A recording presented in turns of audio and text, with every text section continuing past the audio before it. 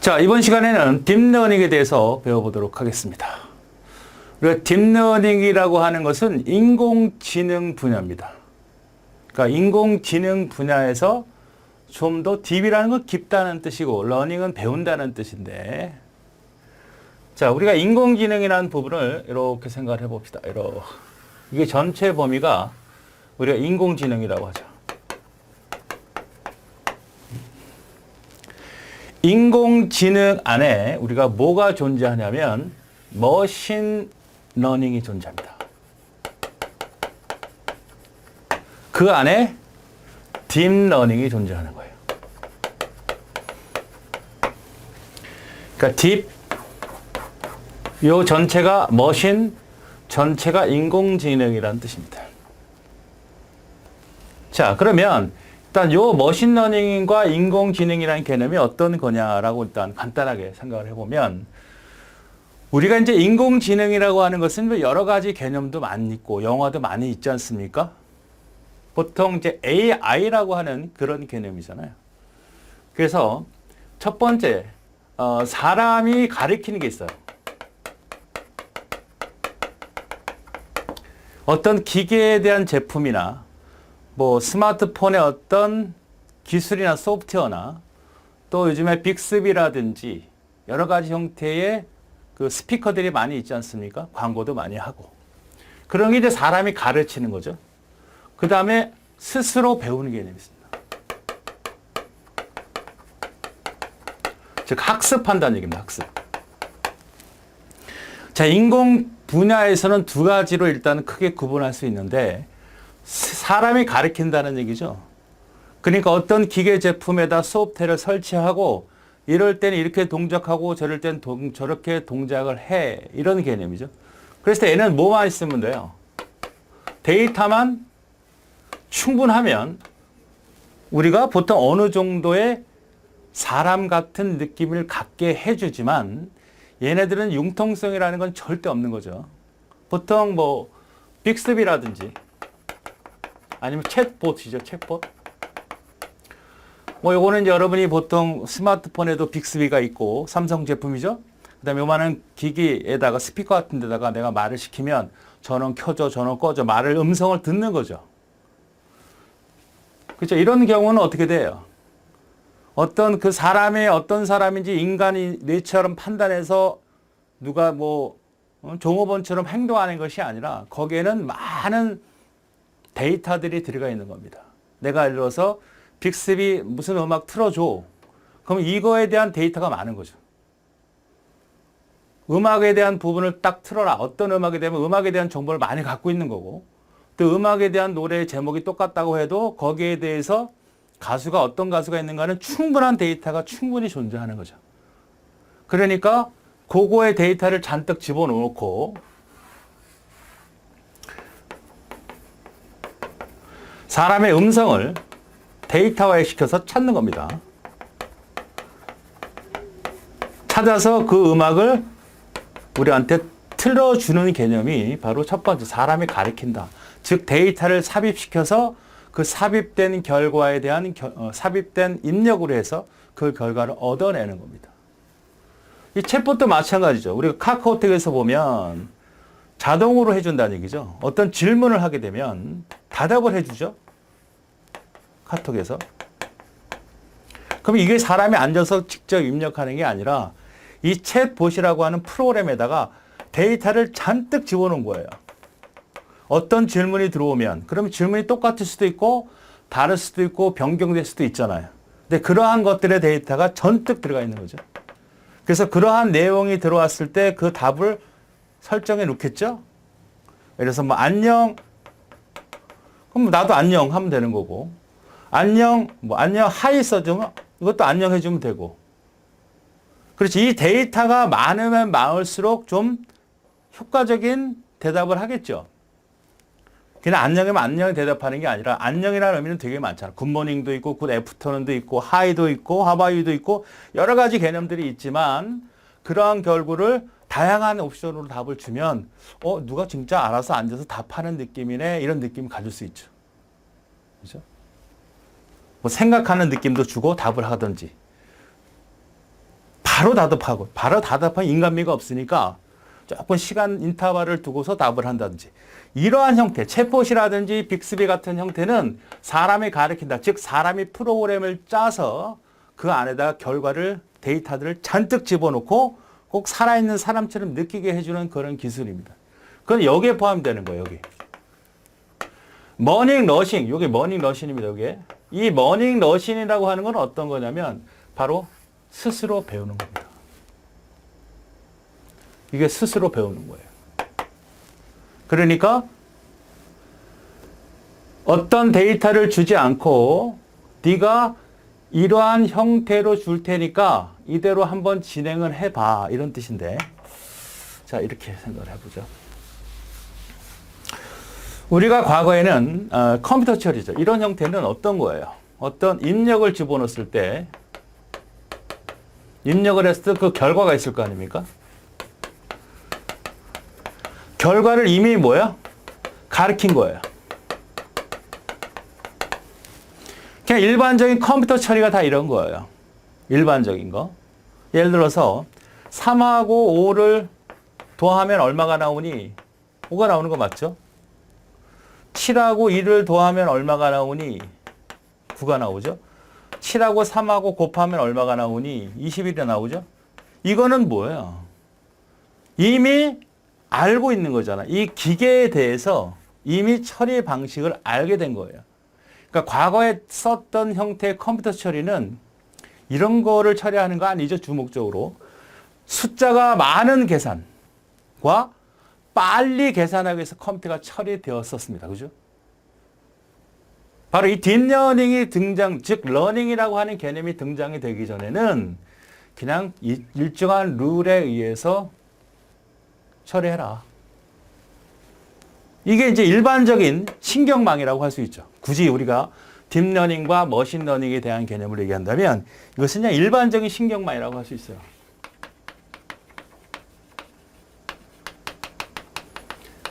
그러니까 사람을 흉내내는 기초적인 개념이라는 얘기죠. 그런데 이 스스로 배우는 건 어떤 거냐면 절대 처리하는 방법을 가르쳐주지 않아요. 그러니까 3과 5를 집어넣고 5가 나오게 해. 그럼 이 기계가, 컴퓨터가 스스로 찾아내는 겁니다. 하나만 주면 어려우니까 7하고 5 계속 데이터를 늘려줘요. 그러니까 입력과 처리와 결과가 있다면, 출력이 있다면 이 처리를 안 가르쳐주고 입력과 결과만을 가르쳐줍니다. 이것을 다수로 굉장히 많은 형태의 자료를 제공하면 이 컴퓨터는, 이 기계는 이것이 어떤 거구나를 스스로 배웁니다. 이거를 우리가 머신러닝이라고 하는 겁니다. 머신러닝. 이해되시나요? 과거에는 대량의 데이터를 빠르게 처리하고 싶어서 초기에는 컴퓨터가 만들어졌고 이제는 컴퓨터에 대한 기술이나 그것이 어느 정도 발전이 되다 보니까 인터넷 인프라가 다 확충이 되다 보니까 인간의 모습을 갖추고 싶은 거예요. 그러니까 인간의 모습은 이것은 우리가 정해놓은 룰이고 그냥 컴퓨터 처리고 인간의 모습은 스스로 판단하고 생각할 수 있게끔 개념을 만들어야 되니까 이걸 찾아갈 수 있도록 해주는 겁니다. 가장 대표적인 그러니까 데이터와 얘는 컴퓨터 기존에 있는 컴퓨터 처리는 뭘 해주는 거예요? 이 처리를 가르쳐줘요. 처리가 있는 거야 이미. 재미없고 인공지능 파트에 들어와서 바로 러닝이라고 하는 머신러닝은 이 답을 가르쳐주고 이 처리 방법이나 룰을 네가 정해라는 얘기입니다.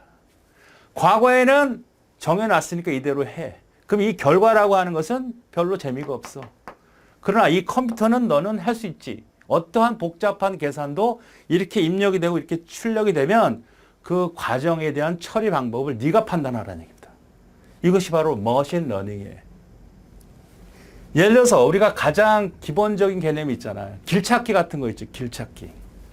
미로찾기죠. 미로찾기. 기계에다가 상당히 복잡한 미로를 줍니다. 그리고 어디로 빠져나가라고 가르쳐주면 이거지. 컴퓨터 처리고.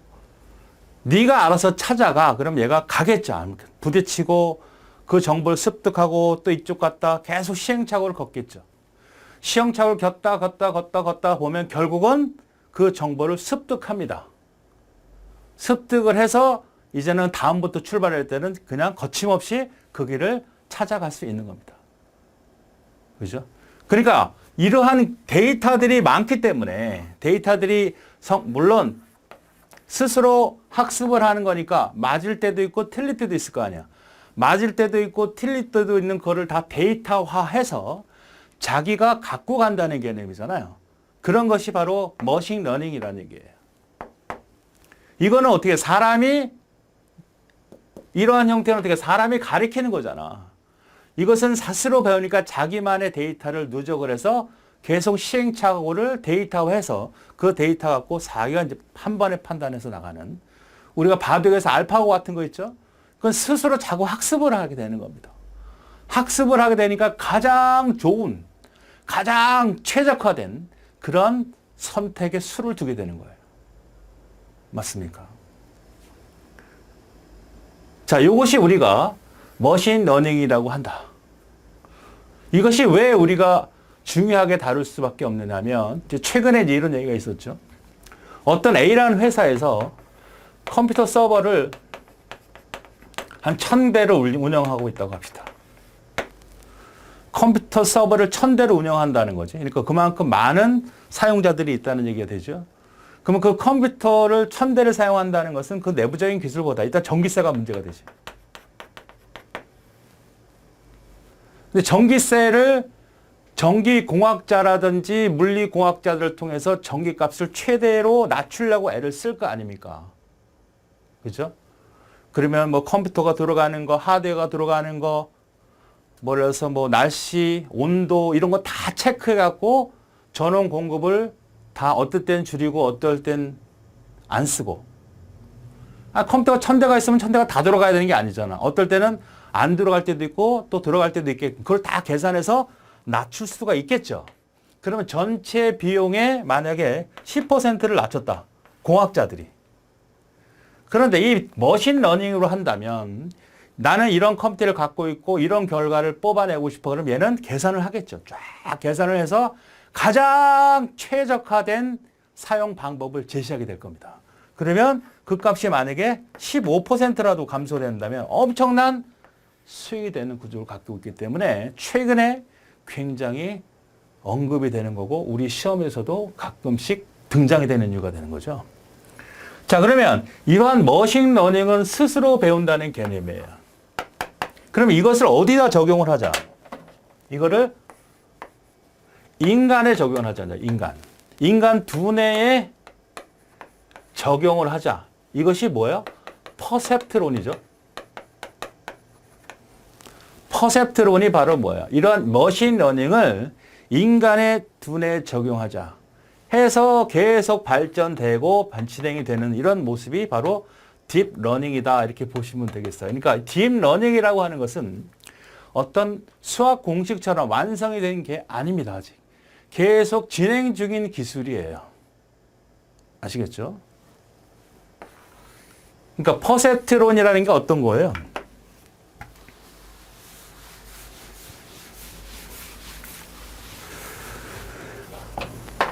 자, 우리가 그러니까 사람의 두뇌를 예측을 하고 싶은 거 아니야. 두뇌를 만들면 진짜 인공지능 로봇이 나타나겠다. 인조인간이 생각하면 사람처럼 사고를 해야 되고 사람처럼 생각을 해야 되겠죠.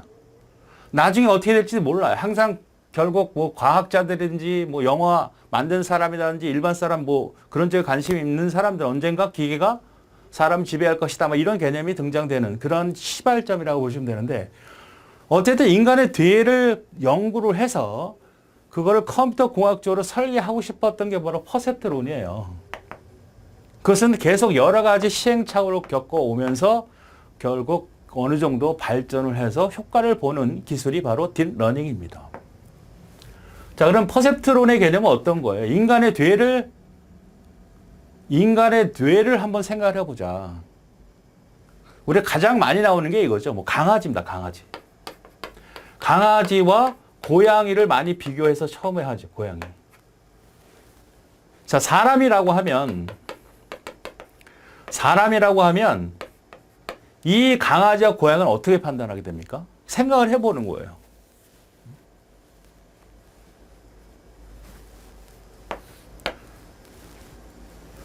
강아지나 고양이는 우리가 어떻게 인식해서 저게 강아지고 고양이라는 걸 어떻게 알았어요? 생각을 해보세요. 처음부터. 지금 멀고 쭉 과거로 돌아가면 내가 어렸을 때 처음 본 걸 부모가 가르쳐 줬겠죠. 저게 강아지야. 그래서 배운 거죠. 여러분 아이를 갖다가 키우는 사람 입장이라면 아이가 저게 강아지라는 걸 어떻게 합니까? 자기가 분석해서 강아지라고 하나? 엄마가 아빠가 혹은 누가 가르쳐 줬기 때문에 강아지라는 걸 아는 거죠. 여기가 강아지가 있어. 강아지가 이렇게 있다고 합시다. 실체가 있다고 합시다. 실체가. 강아지 실체가 있다고 이렇게. 그러면 사람이 이걸 보고서 아 이게 강아지라는 거 어떻게 알았어? 저건 강아지야.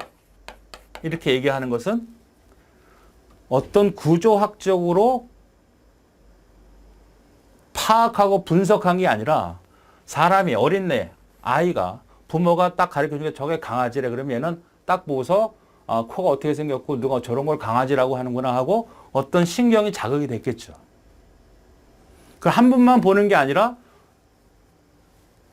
여러 번의 학습을 통해서 결국 완성해 나가겠죠. 아, 저번에 봤던 게 강아지네? 그림책에 보니까 강아지가 있네? 이게 강아지라고 그랬어? 이런 강아지가 있어. 맞습니까? 그런 신경들이 자극돼서 이 신경들을 우리가 보통 앞에서 우리가 내었던 뉴런의 개념이죠. 그럼 강아지가 보기만 하는 건가? 소리도 나잖아. 웡웡웡 소리도 우리가 신경 자극을 해서 계속 결국 이게 강아지라는 것을 우리가 인식하게 되죠. 이게 사람의 영역이죠. 사람의 영역. 그럼 이 영역이 실제로 내부 구조가 어떻게 운영되는지는 잘 알 수가 없습니다. 아직도. 그건 어쨌든 사람의 신경에 의해서 감각, 시각, 청각, 뭐 촉각 여러 가지를 통해서 이게 강아지라는 걸 알게 됩니다. 그럼 이 강아지도 사실 정확히 보면 어떤 의미가 있어요? 한 종류가 있는 게 아니잖아요. 그래도 강아지라고 판단하게 됩니다. 왜? 그건 경험적 학습 때문에 그렇죠.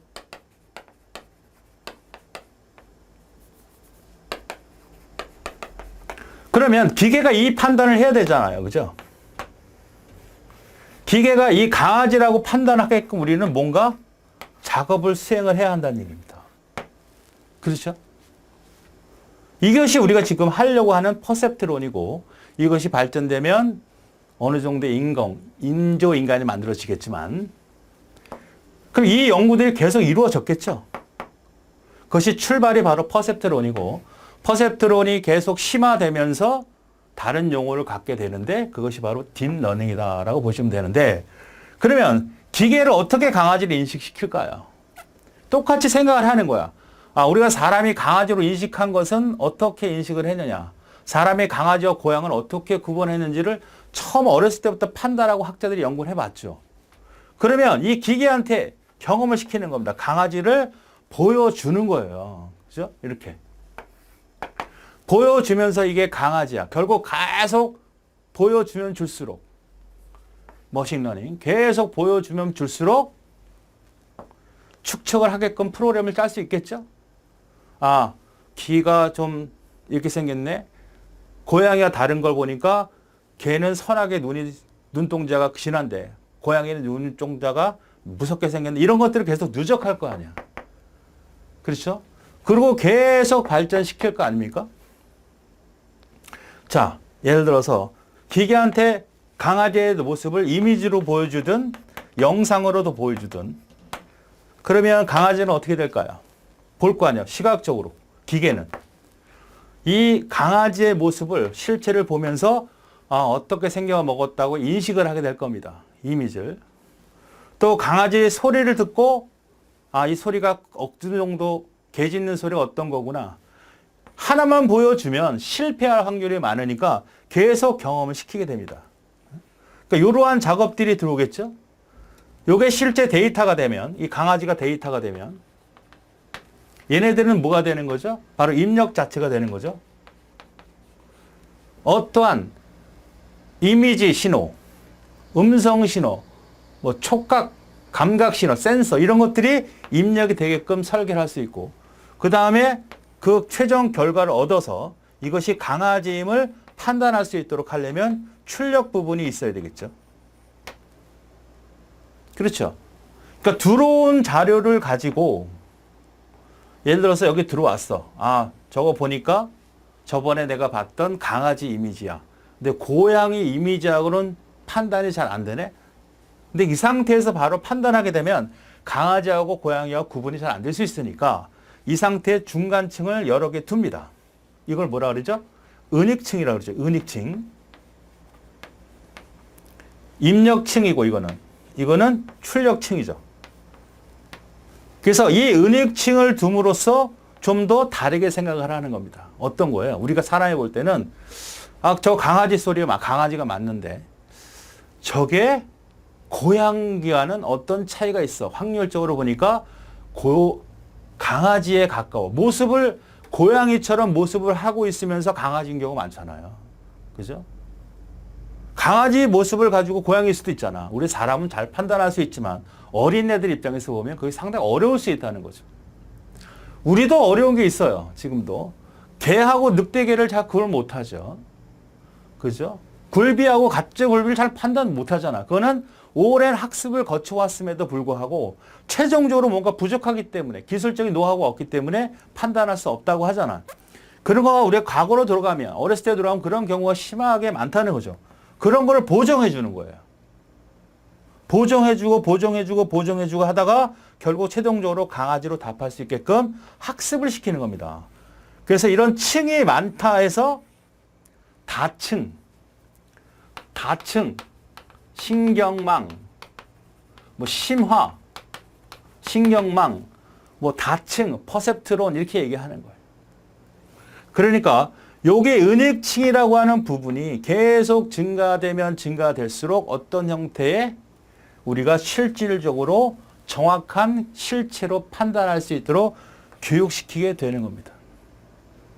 그래도 아직도 우리 사람이 판단 못하는 그 범위, 아까 뭐 늑대개하고 개하고 판단을 할 수 있는 수준까지는 아직 상상도 할 수 없는 거고 어느 정도는 인간의 수준에 접근을 하지 않겠느냐. 그런데 여기서 항상 문제가 있다고 그랬어요. 무슨 문제죠? 우리가 XR 문제가 있죠. 중요한 문제예요. 바로 아파트에서도 배웠던 앞부분에서도 배웠던 내용입니다. XR 문제. 좀 더 쉽게 이해를 해보죠. XR 문제는 어떤 의미예요? 우리 XR이라고 하는 논리 진리표를 보면 A하고 B가 돼서 결과가 나왔단 말이에요. 그러면 0, 0 들어오고 0, 1 들어오고 1, 0 들어오면 1, 1 들어가면 0, 1, 1, 1이죠. 그지? 이게 XR 분리식이에요. 그러니까 서로 같은 값이 들어오면 0이고 다른 값이 들어오면 1이고 같은 값이 들어오면 0으로 들어오는 회로가 분리됐습니다. 그러니까 이 XR 문제는 해결을 해야 됩니다. 이러한 개념으로 계속 치닫다 보면 문제가 많이 생길 수밖에 없는 이런 문제가 첫 번째 문제야. 그러니까 시험 문제 다루게 되면 바로 첫 번째 XR 문제를 다루게 될 거고 계속 이것을 우리 인간처럼 늘려낸다고 해서 과연 정확해지겠느냐. 거꾸로 들어가는 경우도 있어요. 이렇게 경험을 해가지고 아 강아지라고 판단했으면 이 판단된 결과를 누적하기 위해서 거꾸로 진행을 해서 그 정보를 쌓아놓습니다. 이걸 역전파법이라 그래. 그러니까 별 짓을 다 하는 겁니다. 인간에 있는 뉴런의 개념을 만들어내기 위해서 여러 가지 방법을 시도하겠죠. 계속 시도한다 그래서 딥이란 말을 쓰는 거예요. 왜 어떤 문제? 다양한 문제들이 존재해요. 그중에 첫 번째가 이 문제고 그런 문제를 해결하기 위해서 역접번법도 있고 기초 자료를 제공하는 기초 자료라는 것은 뭐냐면 자료를 많이 제공하는 겁니다. 지금 현재 컴퓨터 기술이나 인터넷 기술이나 사용한 빅데이터 같은 게 굉장히 많이 존재하지 않습니까? 그러니까 처음부터 이걸 갖다가 기계한테 학습을 시키는 게 아니라 기본적으로 초기 값을 줘요. 초기 값을 주어서 기초 자료를 줘가지고 세팅을 잘 시키면 좀 더 정확한 결과를 얻어낼 수 있다. 자, 이러한 형태는 바로 문제점들이 계속 발생되는 것 중에 바로 XOR 문제다. 이건 뭐죠? 어떤 문제예요? 이렇게 생각을 해봅시다. 씨름 한번 볼까요? 씨름. 씨름이 천하장사를 생각을 해봅시다. 천하장사. 그래서 천하장사는 뭐 백두급, 한라급 막 있잖아요. 그죠? 그래서 내가 붙는 사람이 있겠죠? 내가 무거운 사람. 헤비급. 쉽게 얘기해서. 뭐 백두, 한라 뭐 그런 거 잘 모르실 테니까, 모르는 분들이 있으니까 일단 헤비급, 무거운 사람. 그 다음에 기술, 테크니컬이라고 하죠. 씨름의 결정을 짓는 요소는 우리나라 씨름은 무거운 사람이 일단 유리해요. 들 수가 없으니까 그렇죠. 그 다음에 가벼운 사람일수록 좋은 건 뭐냐면 바로 기술이죠. 그러니까 옛날에 우리가 천하장사가 굉장히 인기 끌었을 때가 이제 이만기라고 하는 사람이 굉장히 낮은 한라급인데도 불구하고 백두급을 막 넘겨버렸기 때문에 엄청나게 인기가 있었습니다. 자, 헤비급이라고 하자고. 기술이 있다고 합시다. 그래서 요거와 똑같은 개념으로 써볼게요. 요거랑 0, 0, 0, 1, 1, 0, 1. 자, 헤비급이 아니면 0이라고 합시다. 그러니까 이렇게 쓸게요. 여기다 이해하기 편하게. 얘는 그러니까 요게 헤비급이야. 이게 헤비급. 그럼 얘는 헤비급이 아니죠. 기술이 얘는 어떻게 될까요? 기술이 있다. 기술이 있으면 0. 기술이 없으면 1이라고 합시다.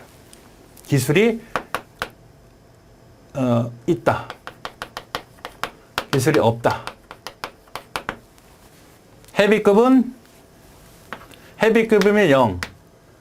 헤비급 아니면 헤비급이면 0, 헤비급이 아니면 1. 대강 정리가 되죠? 그러면 요거는 누굴 말하는 거죠? 헤비급이면서 기술이 있어. 얘는 싸워야 돼, 안 싸워야 돼? 싸워봐야 지잖아, 내가. 어떤 기계한테 판단을 시키는 거예요. 너는 지금 무겁지도 않고 아무것도 지금 내가 판단해보지 않았어. 그러면 이 네 개를 판단하게 시켜주는 거죠, 기계한테. 자, 0, 0이 들어와서 어떻게 판단하는 겁니까? 헤비급이고 기술이 있어. 얘는 싸워 말아. 안 싸우는 겁니다. 도전 안 해. 도전 안 하는 거죠. 도전 안 해. 저건 어떻게 될까요? 헤비급인데 기술이 별로 없어. 그죠? 헤비급인데 기술이 별로 없어. 그러면 얘는 싸워, 안 싸워? 싸워볼 만하죠? 여기는 안 싸워. 싸워본다. 겨뤄본다는 얘기입니다. 이건 어떻게 돼? 헤비급이 아닌데 기술이 좀 있어. 그래도 해볼 만하지. 헤비 가벼운데 기술만 있으면 내가 무거우면 넘길 수도 있잖아. 그러니까 애도 싸워. 요건 뭐야, 요거는? 헤비급도 아니고 기술도 없는데 결과가 1이 나와야 되죠? 원래는. 맞습니까? 헤비급도 아니고 결과도 기술도 별로 없어. 이건 충분히 이길 수 있는데 결과가 뭐죠? XY는 0입니다. 이러한 모순이 생긴다는 얘기야. 이래야 되는데 싸우지 싸워야 되는데 실제로 이러한 개념이 등장이 되니까 안 싸우게 되는 문제가 발생되더라. 이런 데서 이러한 비슷한 문제가 발생하더라. 또 비슷한 얘기 하나 더 해볼까요? 실은 모르시니까 맛, 지방. 우리가 요즘에 이제 다이어트 같은 거 많이 하잖아요. 다이어트. 이거 맛있는데 지방, 맛. 이것도 한번 똑같이 따져보죠. 0, 0, 0, 1, 1, 0, 1, 1. 0, 1, 1, 1이잖아. 그죠? 이렇게 XOR 문제는 정해된 법칙이에요. 이런 것들을 해결할 수 없으면 인공지능이 아니니까 이러한 문제점까지도 해결해야 된다는 얘기예요. 자, 얘는 어떻게 될까요? 지방이 많아, 0은. 지방이 많아. 1은 지방이 없어. 여기는 맛이 없어. 맛이 지방 많고 맛이 없어. 0. 있다는 1이 돼야 되죠. 첫 번째 것만 판단하면 돼. 지방이 많고 맛이 없어. 이거 먹어 안 먹어? 안 먹겠지. 누가 먹어? 맛도 없고 지방도 많이 들어있는 음식이면 누가 먹어? 안 먹죠? 이건 어때야 돼? 0이니까 지방이 많지만 맛은 있어. 아, 이거 고민되다 먹죠? 이건 어때? 지방이 적은데 맛은 없어. 다이어트 식품이죠. 닭가슴살 같은 거. 이건 어떻게 돼? 1과 1은. 자, 2 눌러가면 1은 어떻게 돼? 지방도 없고 맛도 있는데 우리는 안 먹어야 된단 말이야. 이건 말이 안 되는 거잖아. 그죠? 그러니까 이런 XY 같은 문제처럼 그러한 연결에 대한 문제는 굉장히 많고 그런 기술들은 계속 발전해 나간다. 이렇게 이해하시면 되겠습니다. 자, 그럼 정리를 좀 해보죠. 책에. 자, 컴퓨터 처리 방식은 어떻게 됩니까? 기존의 컴퓨터 처리 인간의 미리 처리된 방식을 알려주고 그리고 입력에 대한 결과를 얻는 방식이에요. 그러니까 기존의 방식은 대량의 데이터와 빠른 속도를 처리할 수 있도록 해주는 그런 모습이었다. 데이터를 입력하면 이미 정해진 연산 순서, 더해라. 여러분 게임도 마찬가지예요. 여러분이 어떻게 누르든 그 이미 정해놓은 룰이야. 학습한 게 아닙니다. 자, 컴퓨터 입력을 하면 출력하지. 2하면 제곱 처리하면 4라고 하고 3을 제곱하면 9라는 것은 단순하게 우리가 썼던 컴퓨터 처리야. 이제는 컴퓨터 기술과 많은 데이터, 빅데이터와 성능이 좋아진 컴퓨터, 그 다음에 초고속 인터넷망을 구축하고 있는 상태에서는 이거보다 더 나은 실제로 어떤 문제를 해결하기 위해서 사용자가 데이터를 집어넣는 것이 아니라 네가 입력이고 이런 결과를 줄 테니까 그 결과를 학습을 하라. 이런 얘기입니다. 학습. 자, 보죠. 자, 머닝러시는 어떻게 돼요? 입력과 출력에서 2와 4를 주는 거예요. 3과 9를 줍니다. 이 판단은 네가 하라는 거죠. 그러한 시스템을 만들어 줄 테니까 네가 판단해서 이것이 뭐 하는 것인지를 네가 판단해서 그 다음에 어떤 새로운 데이터가 들어왔을 때 그 결과를 뽑아내라. 이런 뜻이죠. 자, 입력 데이터 처리 결과만 알려준다. 머신러닝. 이 부분에 딥러닝은 포함하고 있는 겁니다. 머신러닝은 처리 방식을 알려주지 않고 입력에 대한 결과 데이터를 알려주고 그 처리 방식을 스스로 알게 해달라. 머신러닝은 모든 것을 스스로 아는 것이 아니고 최상의 데이터를 제공해야 된다. 최선의 데이터, 최소의 데이터. 아니, 데이터를 많이 넣으면 넣을수록 사람이 일이 많아지는 거고 몇 가지 룰을 주고서 스스로 만들어내는 겁니다. 대량으로 주고서 판단한다면 좋지만 그 대량이라는 것이 무한대로 들어간다는 것은 인간의 노력이 들어가는 거고 그걸 그만큼 복잡해질 수 있기 때문에 스스로 깨우치게 어린애부터 배울 수 있도록 최선의 데이터만 기본적으로 제공하자는 얘기예요. 사람에 대해 유사한 인공신경망 모델로 머신러닝 하는 것을 바로 딥러닝이라고 한다. 이렇게 얘기하는 거죠. 위치, 금방 설명했던 대로 딥러닝이 안에 있고 그 다음에 머신러닝, 인공지능에는 어떤 거? 일반적인 심층, 일반적인 신경망들이 있다는 얘기죠. 자, 이게 뭐예요? 일반적인 신경망은 원시 데이터의 직접 입력을 특징을 추출하여 만든 특징 배터리 입력을 한다는 거죠. 이거죠, 이거. 사람이 가리키는 데이터를 그냥 집어넣어주는 거예요. 대량으로 넣어주기 때문에 그 대량으로 얻어진 자료를 가지고 그거에 합당한 답을 찾아서 대답해 주는 거란 말이야. 특징 베타를 갖고 있는 데이터를 입력할 때 결과가 좋아지죠. 특징 베타라고 하는 것은 그냥 이미지예요. 그러니까 영상에 대한 것을 값으로 표현한 겁니다. 우리가 보통 벡터를 뭘로 해석을 하면 되냐면 행렬로 생각하시면 돼요.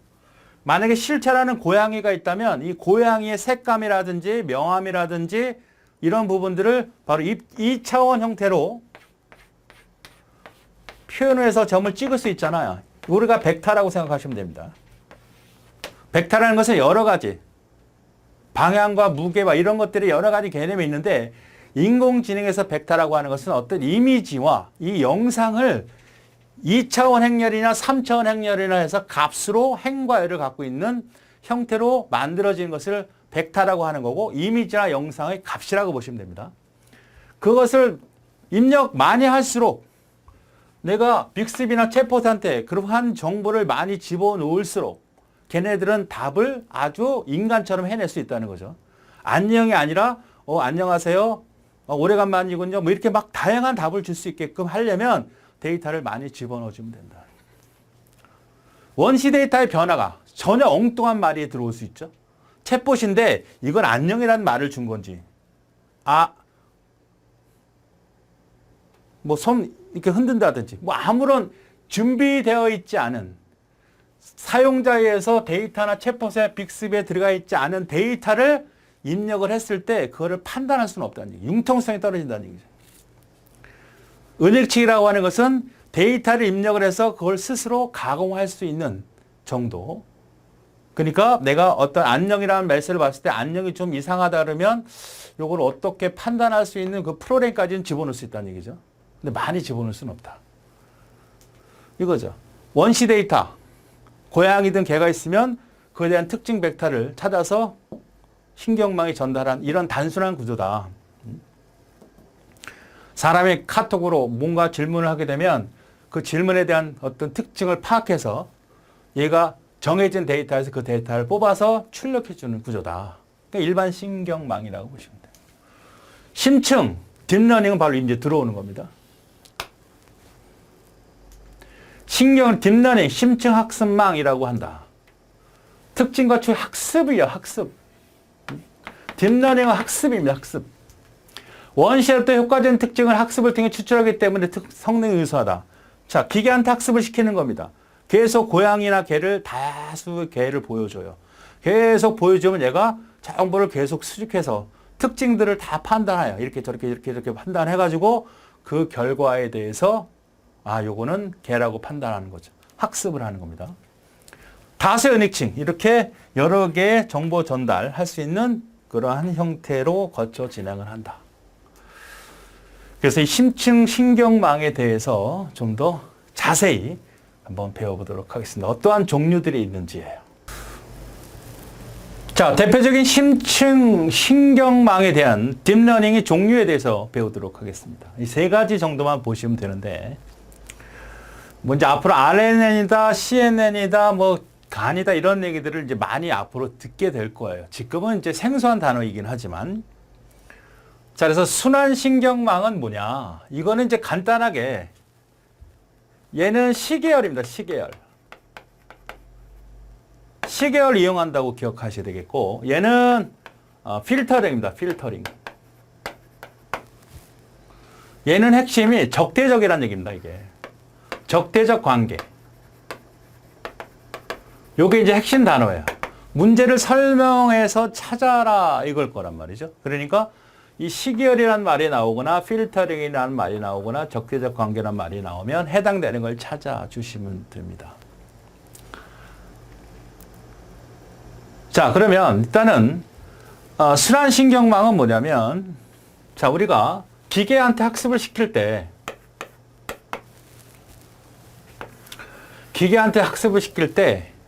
어떤 이게 강아지라고 일단 우리가 얘기를 해보자고요. 강아지라는 답을 얻기 위해서 기계한테 뭘 줍니까? 처음 이미지를 줄 거 아니에요. 그죠? 그러면 처음 받을 거 아니야. 그러면 그 강아지에 대한 거를 보여줬어요? 그리고 또 다른 강아지를 보여줘요. 그러면 그 강아지를 먼저 보여준 거는 버리고 새로운 강아지를 이해하는 게 아니고 처음 강아지 입힌 데다가 새로운 내용이 다시 입혀지는 겁니다. 그러니까 이게 첫 번째 이미지라면 이거는 1 플러스 1의 의미가 되는 거죠. 이렇게 쓸게요. 이해하기 편하게. 시간적으로 흐른다 이런 의미입니다. 이거 사람과 똑같이 생각하면 돼요. 여러분이 어렸을 때 내가 처음으로 눈을 뜨고 엄마 보고 하다가 이제 강아지를 보잖아. 그러면 저게 강아지라고 했어. 그러면 개만 보면 개만 하루 종일 평생 개만 보면 강아지는 한 종류밖에 없는 거지. 응? 다른 개가 딱 오면 저거 뭐야 이렇게 할 수 있는 거예요. 그렇죠? 얼마나 개 종류가 많아요. 그러면 다른 강아지 또 보여줘요. 또 보여줘요. 또 보여줘요. 또 보여줘. 그러니까 시간적으로 흐르는 정보. 그러니까 기존에 있는 정보를 무시하는 게 아니라 그 정보를 누적해서 시간적으로 흐르는 시간적으로 흘러나는 정보들을 계속 보여줌으로써 결국 강아지라고 판단할 수 있게끔 해주는 이런 기술을 우리는 순환신경망이다. 이렇게 기억하시면 됩니다.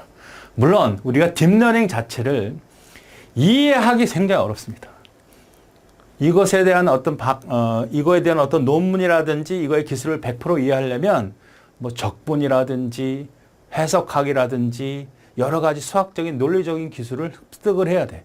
수학적이나 전문 고학자 교수들도 잘 이해하지 못하는 분야입니다. 그러니까 여러분한테는 이 내용의 깊이보다는 결국 시험적인 부분이니까 순환신경망은 현재를 이해한다는 얘기죠.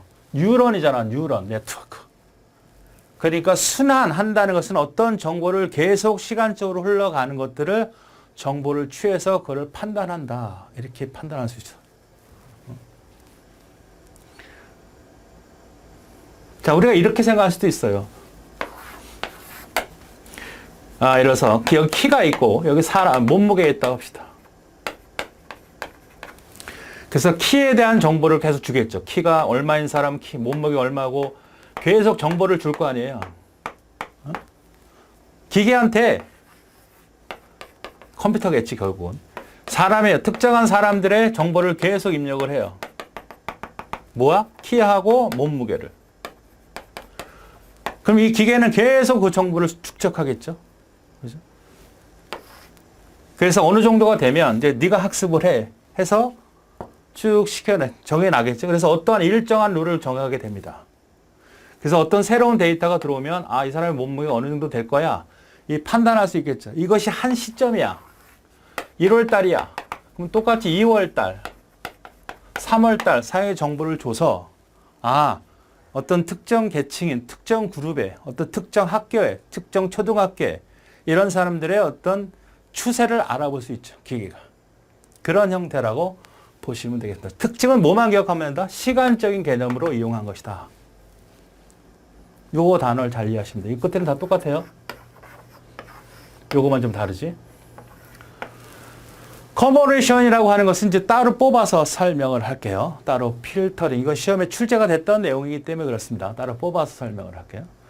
생성적 적대 신경망이라고 하는 것은 generate 생성한다는 거죠. 그 다음에 adversarial이라고 하는 발음도 잘 안 돼. 이게 적대적이라고 하는 그런 용어입니다. 그러니까 이거 어떻게 해준 거냐면 진품이 있겠죠. 진품. 뭐 모나리자라든지 실제로는 했던 기술이 이게 모나리자예요. 모나리자. 그림을 딱 그려놓고 여기다가 복사를 하려고 그래요. 그러니까 진품이 있겠고 복사본이 있겠죠. 그리고 이거를 진위를 파악하는 판별, 식별자가 있는 거예요. 식별자. 그러니까 진품이라는 게 있고 가짜죠. 가짜. 복사품. 요거를 만드는 기계를 우리는 제너레이터라고 하는 겁니다. 생산자라고 그래요. 생산자. 그래서 적대적이라는 의미는 얘하고 얘를 적대적이라고 하는 거예요. 식별자와 생산자. 얘가 제너레이터, 얘가 뭐죠? 잊어버렸어. discriminator. 이렇게 쓸게요. 자, 그러면 이 식별자하고 생산자가 있어요. 그러면 얘네들은 뭐냐면 얘한테 이제 기계한테 시키는 겁니다. 얘가 기계예요. 이 진품을 보고 계속 흉내를 내라는 얘기입니다. 그러면 이 진품이 만들어졌겠죠. 첫 번째가 만들어졌겠지. 그럼 얘가 식별을 해. 얘하고 얘를 비교해 보니까 진품이 아니야. 아니야? 그럼 얘 또 하겠죠. 또 해서 또 제출을 해. 계속 판단하겠죠. 얘도 계속 만들고, 계속 만들고, 계속 만들고, 계속 만들고. 계속 뭐가 일어난다는 거야? 얘는 계속 복사품을 계속 진품으로 계속 반복을 할 거고, 식별자는 어떻게 돼? 이건 가짜야, 가짜야, 가짜야 하니까 계속 얘는 어떻게 돼가? 진품이 될 수는 없어. 그렇잖아요. 실제 어떤 진품을 똑같이 흉내낼 수 있지만 진품은 아니잖아. 그러니까 이 기계는 계속 생산자는 이 가짜를 계속 얘가 거부를 하니까 계속 진짜처럼 만들려고 노력할 거야. 얘는 어떻게 돼? 정말 이거 진짜가 아니라는 걸 계속 판별하겠지. 그럼 얘도 어떻게 돼? 기술이 늘어나고 얘도 기술이 늘어나겠죠. 그렇죠? 이렇게 만들어진 이 진품이라고 하는 부분을 이용하면 우리가 어떤 사물이라든지 이런 것들을 다른 거 어느 것보다 정확하게 판단할 수 있습니다. 그러니까 이 세 가지 중에 가장 판별력이 좋다고 요즘에 얘기하고 있습니다. 요거를 만든 학자가 합성곡을 만든 사람이 이거에 대한 어떤 높은 평가를 했기 때문에 이것이 현재에서 가장 식별력이 좋은, 그러니까 강아지나 고양이를 정확히 식별해낼 수 있는 기술이다. 그럴 수밖에 없죠. 이게 서로 적대적이잖아. 더 진품처럼 만들려고 노력할 거니까 이런 노력 가지고 저것이 고양이다, 사자다, 개다는 걸 판단하는 거는 어렵지 않을 거라는 얘기죠. 얘는 그것을 이용해 주는 거고. 그래서 얘는 적대적 관계고 적대적 관계의 반복을 통해서 실제로 뭘 얻겠다? 복사품인데 실제와 똑같은 걸 얻는 기술이라면 어떤 사물도 충분히 판독해낼 수 있다. 이런 얘기가 되는 겁니다. 됐죠? 야, 요거는 이제 나중에 설명하죠. 자, 순간 신경망부터 시간의 흐름에 따라 시계열 데이터라고 하는 거. 이게 핵심이에요, 여러분한테는. 결국 이제 인간이 느끼는 것과 똑같은 개념이라는 거죠. 여러분이 한번 생각을 해보세요. 여러분이 시간이 지남으로써 어떤 이론이 정립이 되는 거죠. 공부를 하는 것도 한 번에 보고 이해가 되는 게 아니라 두 번, 세 번, 네 번 시간에 감으로써 점점 그럼 먼저 있던 걸, 먼저 이해한 걸 잊어버리는 게 아니고 먼저 갖고 있는 거를 바탕으로 새로운 이론이 추가되는 이론이 되는 거죠. 수학 같은 경우, 수학 과목 같은 경우는 과거에 기초가 없으면 지금의 어떤 고등학교, 고등수학, 대학 수학 같은 걸 이해할 수가 없거든요. 그런 것처럼 시간이 지나면 지날수록 계속 그 신경세포, 즉 중간계층이라는 은익계층이 계속 늘어날 수밖에 없고 발전될 수밖에 없다는 그 이론을 정립한 게 RNN. 합성곱은 CNN 조금 있다. 간은 바로 뭐죠? 읽어는 봅시다. 필터링 기법. 필요한 성분을 추출한다는 얘기입니다. 2차원 데이터, 뭐 이미지나 영상 같들을 추출할 때 가장 좋다. 이거 하나 더 추가할까요? 이미지나 영상 추출할 때는 굉장히 뛰어나다. 자, 적대적 관계인 두 개의 신경만, 요거 식별자와 생산자를 둔다. 이건 서로 적대적 관계죠. 합칠 수가 있는 게 아니잖아. 이놈은 가짜를 찾아내려고 하고 얘는 속이려고 하니까 서로 적대적이다. 이런 얘기입니다. 생성자는 진품을 학습하여 복사품을 생성하죠. 식별자는 진품이 복사품인지 진품인가를 판별한다는 얘기죠. 적대적 관계인 생성자 식별하는 위작업을 경쟁하듯이 계속 반복하여 진품에 가까운 복사품을 만들어내는 것이다. 이것이 이용한 것이 바로 GAN이다. 됐습니까? 자, 이제 합성곱입니다. 합성곱은 우리가 시험에서 다뤘던 얘기 이렇게 깊게 다루진 않고요. 자, 합성곱 신경망을 이미지로 보면 이렇게 생겼어요. 이미지나 영상을 컨볼루션층, 그다음 폴링층으로 계속 반복을 합니다. 그래서 하나의 벡터를 만들어내, 값을 만들어내. 그리고 이 값을 바탕으로 저 이미지를 봤을 때, 아, 저게 8의 에펠탑이구나, 이걸 판단할 수 있게끔 해주는 거예요. 그러니까 8의 에펠탑을 여러 개로 하나의 사진만 있는 게 아니고 측면에서 찍은 거, 위에서 찍은 거, 겨울에 찍은 거, 여름에 찍은 거, 다양한 방법으로 찍어낼 수 있지. 가깝게 찍은 거, 먼데 찍은 거.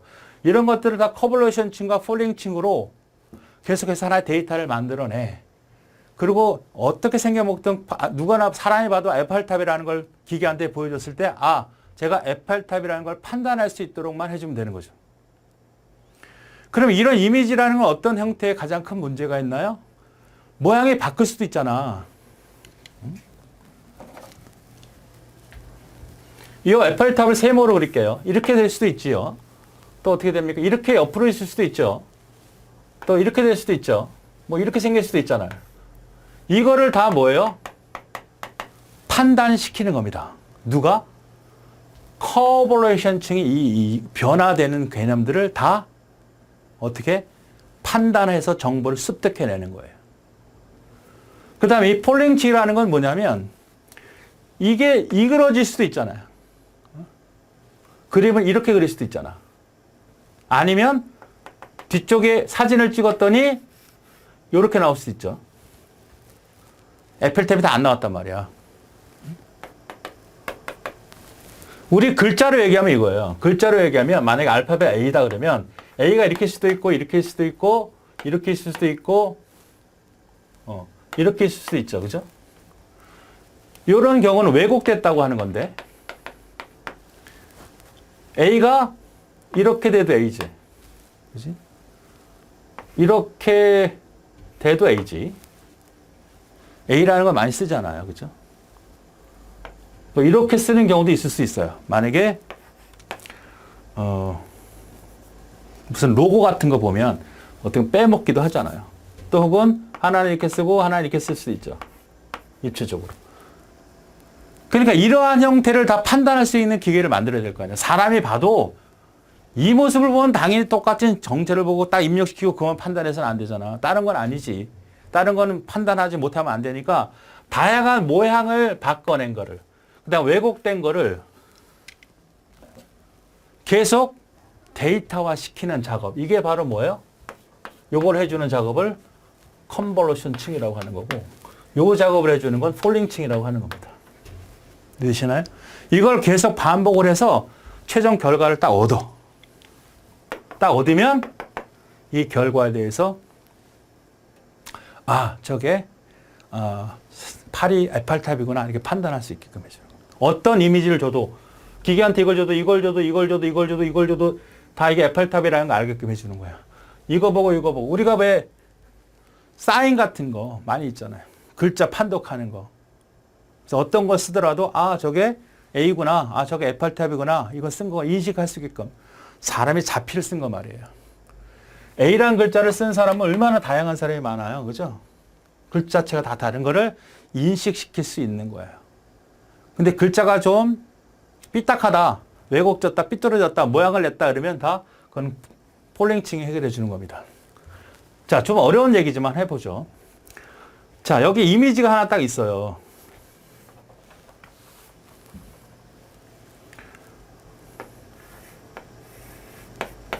이게 강아지라고 합시다. 강아지. 꼬리도 있고 귀도 있고. 그러면 이 부분을 언어를 따요. 이렇게. 이 부분을 따겠죠. 이렇게. 땁니다. 하나만 있는 게 아니겠지. 여러 개 다 따야겠지. 실제로는. 그럼 이거를 뭘로 만들 수 있냐면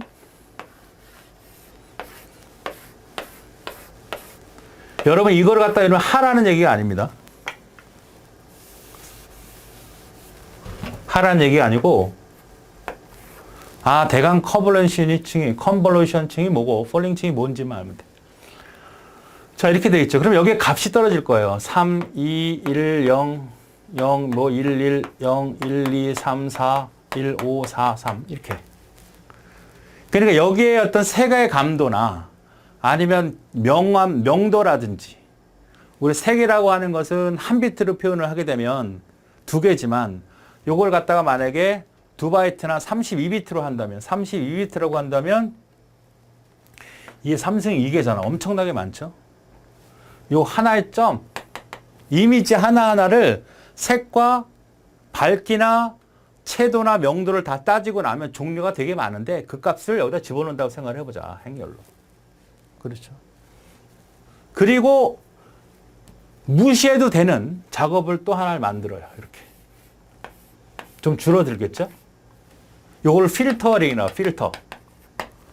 이거는 요걸 이거를 우리가 합성한다라는 합성곱 계산을 합니다. 여기도 뭐 1, 0, 1, 마이너스 1, 5 이렇게 되겠죠. 이 값은 중요한 게 아니에요. 어떤 이미지나 영상이 되면 동영상이 되면 이게 차원이 늘어나는 겁니다. 네? 근데 1차원이 아니라 2차원 평면으로 봤을 때 행과 얼마 있으면 되잖아요. 그럼 이걸 계산을 해요. 이걸 계산을 해. 이렇게. 어떻게 계산하냐. 이거 지금 몇 행 몇 열이에요? 4행 4열이지. 여기는 삼행삼열이지. 우리가 중학교나 고등학교 때 행렬이라는 계산을 하거든요. 곱해요, 곱. 2, 3, 4, 1. 2, 1. 이거 되거든요. 왜? 2행 2열과 2행 1열은 요게 열과 열이 같으면 계산에서 뭐가 나와요? 2행 1열이 나온다. 어떻게 계산합니까? 요거하고 요거 곱하죠. 그 다음에 이렇게 하고 요거 하죠. 2하고 2, 3하고 1. 이렇게 계산하잖아. 그 다음 또 4하고 곱하기 2, 그 다음에 4하고 곱하기 2, 그 다음 플러스 1 곱하기 1이죠. 이렇게 해서 얻은 값을 우리는 계산하잖아요. 이건 알 필요 없어. 우린 몰라도 돼, 이거는 실제로. 우리가 이렇게 계산하는 거. 어쨌든 행과 열의 요소가 맞아야 돼. 그러니까 여기 4행 4열이면 3행 3열은 계산이 안 됩니다. 요거는 예를 들어서 이미지에서 끄어낸 값. 이거는 필요 없는 부분을 추출해낸 필터링 값. 그것을 우리가 합성곱이라고 하는 걸 하는데 이렇게는 안 돼요. 그래서 이렇게만 되는 건데 이걸 할 수가 없으니까 요거를 따요. 이렇게. 이렇게. 그럼 되죠? 이걸 계산합니다. 할 수 있죠? 3행 3열과 3행 3열을 계산할 수 있지. 예를 들어서 이걸 하면 이거하고 이거 계산하는 거. 3 곱하기 1, 2 곱하기 0, 그 다음에 1 곱하기 마이너스 1 곱하기 마이너스 1을 더하는 거예요. 그래서 한 원소가 만들어져. 한 원소가 만들어져. 이해되십니까? 이렇게 만들어진 원소를 가지고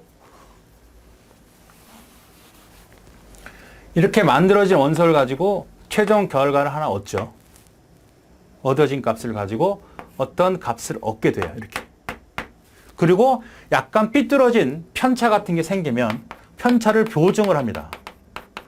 뭐 5다 그러면 5. 여기가 만약에 18, 16, 30, 20, 31, 54라는 값이 나왔다고 가정을 해봅시다. 이 과정을 통해서. 이 과정을 여러분이 뭐 하는 건지를 알면 되는 거, 이 과정에 대한 개념을 정확히 알 수는 필요는 없습니다. 그러면 여기가 얼마 될까요? 최종. 여기 23, 그 다음 16, 21, 여기 36, 여기는 59죠. 이 값을 바로 벡터라고 하는 거예요. 요거야, 요 값이. 그럼 요 값이 되면, 요런 편차라든지 이 취약한 필터링 값이 되면, 이러한 여러 가지 형태의 변화도, 이것이 에펠탑이구나, 이것이 알파벳 A라는 것을 알게 된다는 겁니다. 새로운 이미지를 줬어. 강아지인데, 강아지가 이렇게 될 수도 있잖아요. 그죠? 강아지가 귀가 처질 수도 있잖아요. 이렇게. 그럼 요러한 강아지의 이미지를 보여줬다고 기계한테 했더니 요 데이터, 요걸 똑같은 방법으로 추출해내서 최종 값을 만들어낼 거 아니에요. 이 값과 서로 일치가 되면 저거 강아지야.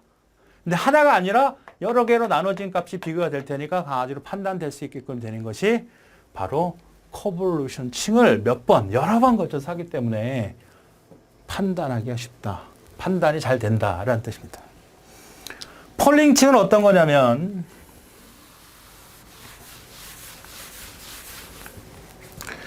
폴링층은 똑같은 이미지를 또 뽑아내요. 여기 4, 1, 5, 3, 2, 1, 5, 4, 1, 1, 0, 0, 1, 2, 3, 4 이렇게 있다면 여기서 대표값을 뽑아냅니다. 얼마죠? 대표값 얼마예요? 대표값이라는 건 가장 큰 값입니다. 4를 뽑아내요. 여기서 뭘 뽑아내요? 가장 큰 값 5를 뽑아내요. 여기서 가장 큰 값 얼마? 2를 뽑아내요. 여기 가장 큰 값 4 뽑아냅니다. 이게 또 혹시 열로 들어가요? 열로 또 들어가. 그러니까 이것이 만약에 컨볼런스층이다. 여기 여러 가지 형태의 조합으로 배치시킬 수 있잖아요. 배치시킨 다음에 뭐 중첩으로 배치시켜도 되고 아니면 옆에다 배치시켜도 되고 비교 대상만 맞춰주면 되는 거니까. 그러면 어떤 이미지가 새롭게 들어왔어. 그럼 이러한 모습을 갖고 있다면 어디든 4나 5나 2나 4나 이런 개념을 갖고 있다면 어떻게 보는가? 아, 이거는 에펠탑이구나, 문자 A구나, 아니면 강아지구나 이렇게 판단하는 겁니다. 사람으로 얘기하면 이렇게 보이고 잘 안 보여도 우리가 갖고 있는 정보가 있을 거 아니야. 내가 적어보니까 꼬리만 보고는 개인지는 모르지만 여기 주둥이하고 여기만 봐도 개라는 걸 알 수 있잖아.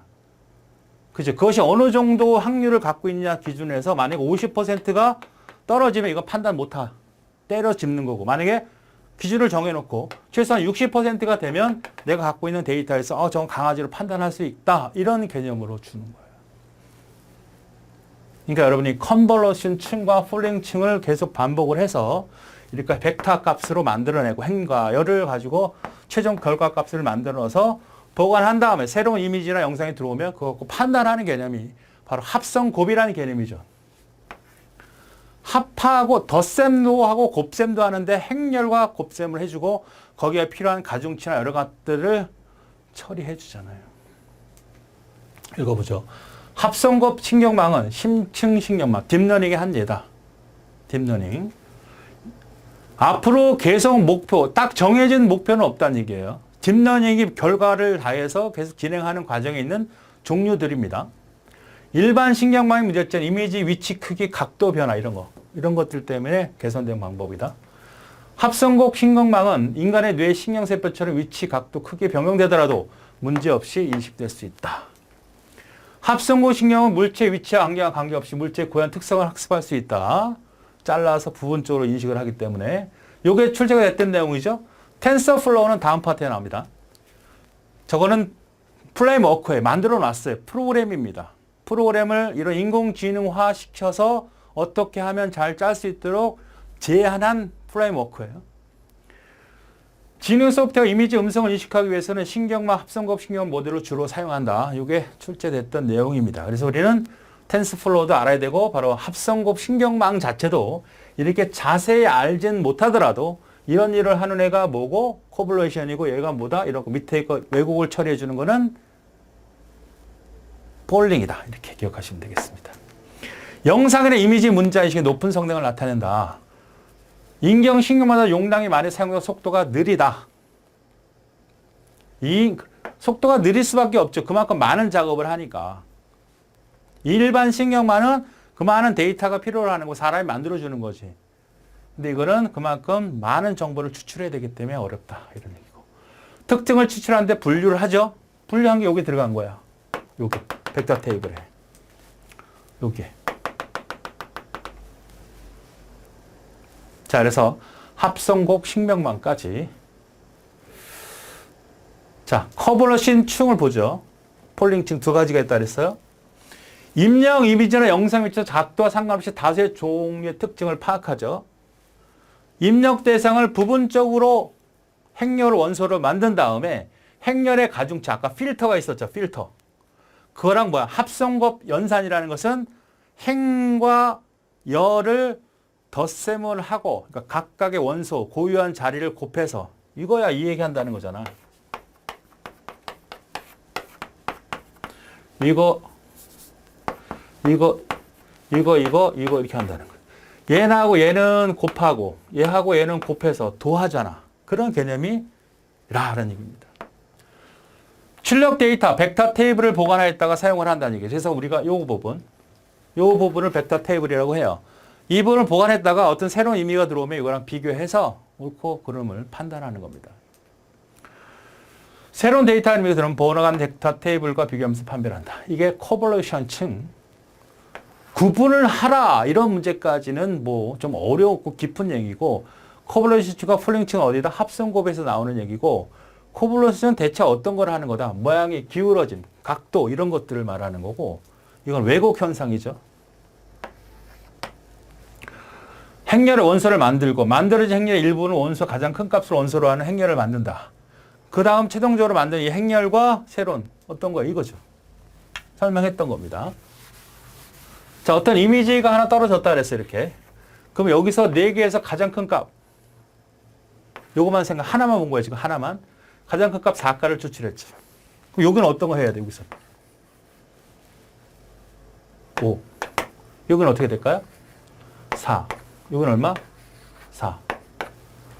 만약에 시험 문제에서 얘를 딱 주고서 폴링칭에서 최종 벡터 값을 구하라 그러면 어떻게 하죠? 4개씩 짝져서 가장 큰 값을 뽑아내면 돼. 그래서 이러한 이미지를 갖고 있는 이미지라고 하면 짝과 매곡이 돼도 이런 중심적인 부분이 어딘가 있을 테니까 그거를 이거를 A다, 카펠터 B다, 강아지로 판단할 수 있게끔 해주는 것이다 라는 겁니다. 합성고 신경만은 연필로 쓴 글씨나 숫자나 그림이 뒤집혀도 왜곡이 되어 있어도 정확히 인식할 수 있는 그런 특징을 갖고 있다. 이게 CNN이라고 하는 합성곡 신경망입니다.